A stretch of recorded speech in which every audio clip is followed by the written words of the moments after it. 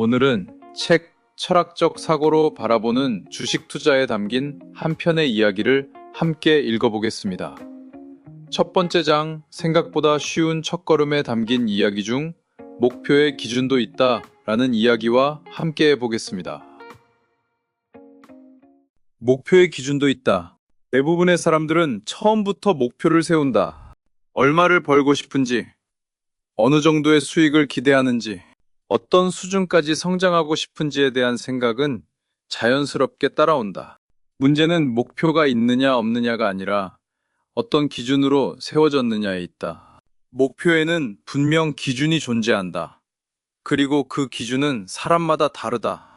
하지만 그 다름 속에서도 한 가지는 공통적으로 중요한 하나가 있다. 목표는 현실 위에 서 있어야 한다는 점이다. 사람들이 흔히 착각하는 지점은 두 가지 극단이다.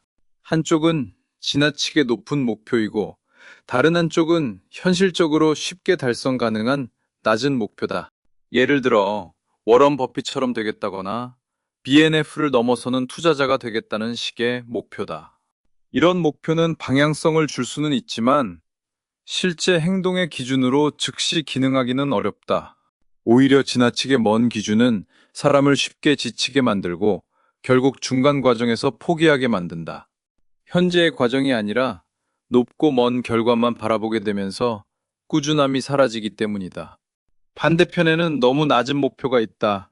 은행 이자보다 조금만 더 벌면 된다거나 월급보다 조금만 더 벌면 좋겠다는 식의 목표다. 얼핏 보면 현실적이고 안전해 보이지만 이런 기준은 오히려 노력 자체를 줄여버린다. 더 나아갈 수 있는 가능성을 스스로 제한하게 되고 결과적으로 성장의 폭을 좁히는 역할을 한다. 편안함은 유지되지만 변화는 일어나지 않는다. 즉, 너무 높은 목표는 쉽게 지치게 하고 결국 포기하게 만들며 너무 낮은 목표는 노력의 동기를 약하게 만들어 성장을 제한한다. 결국 중요한 것은 그 사이 어딘가다. 쉽게 말하면 충분히 노력해야 도달할 수 있지만 불가능하다고 느껴질 정도로 멀지는 않은 목표다. 매일의 선택과 판단이 실제로 영향을 미치고 일정한 시간과 시행착오를 거쳐야만 도달할 수 있는 수준. 하지만 동시에 완전히 비현실적인 영역은 아닌 목표. 이런 목표는 사람을 적당한 긴장 상태에 두게 만든다. 쉽게 포기하지 않게 만들면서도 무리하게 자신을 소모하지 않게 한다.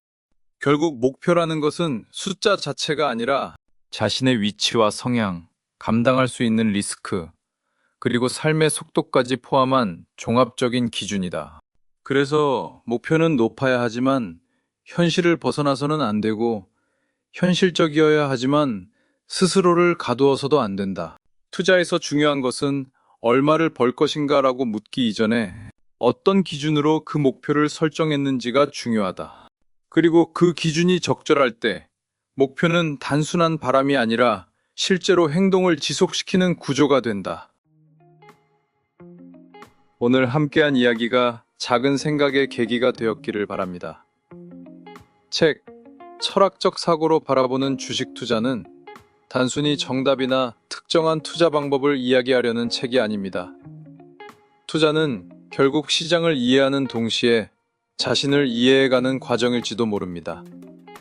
그러한 생각을 바탕으로 오랜 시간 시장 안에서 경험한 흔들림과 고민, 그리고 그 과정에서 마주한 생각들을 이 책에 담아내고자 했습니다.